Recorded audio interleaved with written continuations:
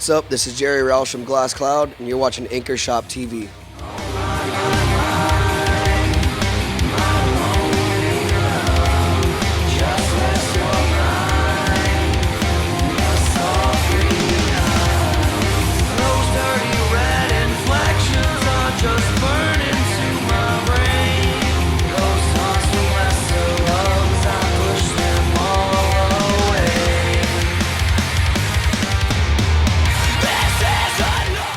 Coming up on the year, so that's cool. Our sound is different from a lot of the regular scene bands, I guess you could say, in our scene.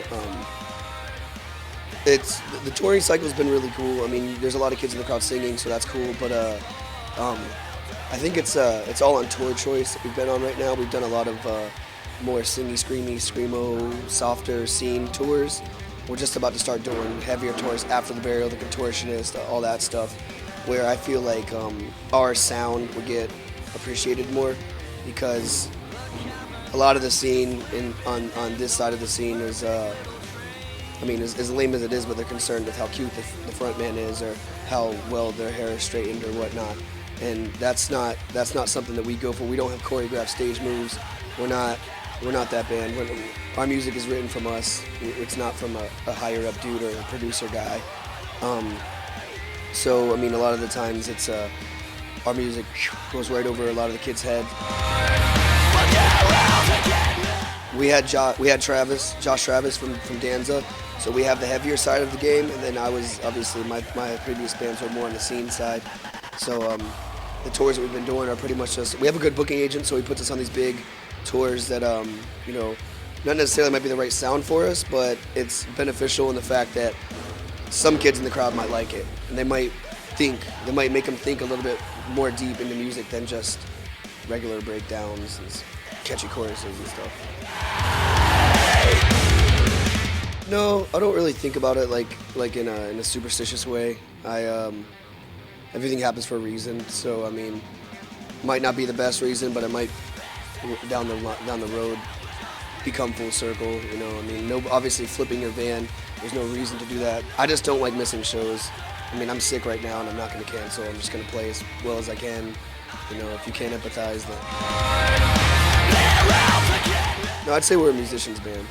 I mean, it wouldn't be girl or guy. I mean, it's if you're looking at music in a different way. I mean, there's a lot of like the younger girls that idolize these people in bands these days, and it's you know, whatever gets you through the day. You know, I can't hate on what someone's vice is, but a lot of the time it's like a false premise to me, and they think that this whole scene's some crazy big rock star, we're all millionaires, something. It's not. We're all the same.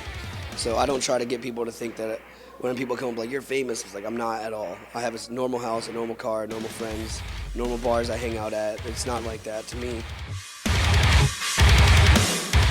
It's good. We're after actually a couple days from now, we're gonna record some new stuff.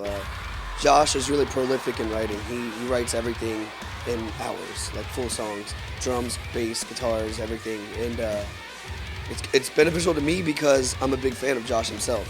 I wouldn't have asked him to play guitar in this band if I didn't like his guitar work. I'm a huge fan of Danza.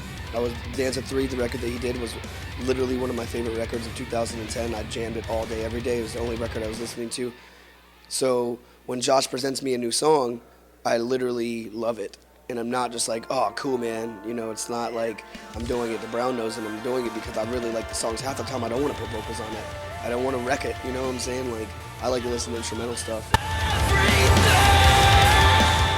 The first record, I wanted to do the melodic, singing, screamy stuff. And just because I like to sing. I might not be the best singer in the world. I never claimed to be it, but I just like to sing. It's fun for me.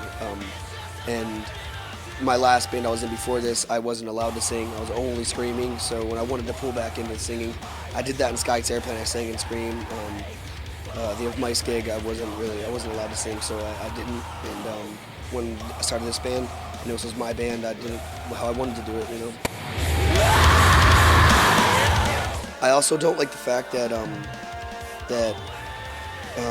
with Josh coming from Danza, being such a really fucking heavy band, a lot of the kids, I mean, I'm not a big dude that looks at comments and lamb goat and shit like that. I don't care what people are saying about us because I'm not going to sleep about it.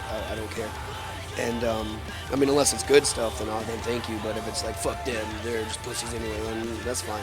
Hate, sit behind your computer and hate. It's fine. But you know, some kids are like, Dan's ruined and Josh is a pussy now, and it's like what they don't even understand is Danza 4 came out after the Royal 1000, but Danza 4 was finished recording before Josh joined our band. Like it's 2 years old. It's a 2-year-old record that just came out, and kids don't understand that because they don't understand the way the music industry works and how record labels shelve bands until they think it's beneficial. Obviously, I know the reason why the label that Josh was signed to held it, because they weren't going to release it before the Royal 1000. They wanted the Royal 1000 to come out and get hype and then release it because people will go back to that, and which is a good business move. But a lot of people don't understand that that record is antiquated at this point to Josh's styles that he's writing in. So we're going to do some heavier stuff the next EP just because, to show the world that, I mean, Josh could write the heaviest shit in the fucking game in 1 hour, like, if he wanted to, you know what I'm saying? I've been touring for years with people that I didn't really get along with. So that's fine. I can make it work because it's a business move at that point, but the way that the whole facade to it is that the crowd, the fans, they see us on stage and we can be high-fiving each other, but that's 30 minutes out of our day. There's 23 and a half hours that we're gonna have to stand near each other, and if we're not getting along, it's gonna suck ass.